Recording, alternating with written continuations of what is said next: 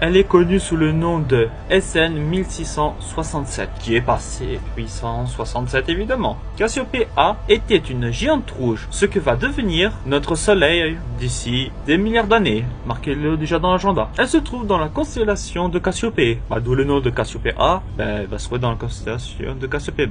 Logique. Et elle est à 11 000 années-lumière. Et c'est une constellation qu'on voit tout le temps. Il s'agit d'un rémanent d'une supernova qui a été observée sur la Terre dans la seconde moitié du XVIIe siècle. Cependant, cette supernova n'a pas été remarquée par les astronomes de l'époque, alors que cette constellation est visible toute l'année. L'étoile à l'origine de Cassiopée A était une supergéante rouge, au moins 800 masses solaires. Il y a environ 300 ans, sa lumière de l'explosion est parvenue sur Terre. Mais, ce qui amène dans cette histoire encore, la raison pour laquelle l'explosion de la géante rouge en supernova n'a pas été observée n'est pas connue à ce jour. Il est probable que sa magnitude apparente n'ait pas dépassé 5, ce qui vaut, au vu de sa distance, fait une supernova moins lumineuse que les étoiles ordinaires brillantes. Lorsqu'on dit magnitude apparente, on parle de sa brillance. La magnitude apparente de 0 est Vega. Si on est dans les négatifs ou qu'on s'en rapproche du 0, l'objet sera plus lumineux. Par exemple le soleil qui est de moins 27. Alors que si sa magnitude est en positif, il sera moins brillant. On pense que son éclat a dû être obscurci par la matière interstellaire.